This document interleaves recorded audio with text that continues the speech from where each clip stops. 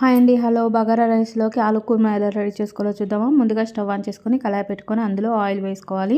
ఈ oil heat అయిన తర్వాత 1 టీ స్పూన్ ఆవాలు, జీలకర్ర వేసుకోవాలి. వీటితో పాటు మసాలా దినుసులు సాజీర, లవంగాలు, యాలకులు, బగారాకు వేసుకోవాలి.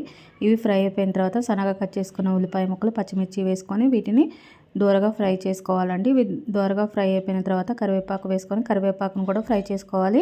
ఫ్రై అయిపోయిన తర్వాత వీటిలో 1 కప్పు పెరుగు వేసుకొని పెరుగు పచ్చివాసన పోయేంత వరకు వీటిని ఫ్రై చేసుకోవాలి. పచ్చివాసన పోయిన తర్వాత ఇందులో టేస్ట్‌కు సరిపడా కారము, టేస్ట్‌కు సరిపడా ఉప్పు వేసుకోవాలి.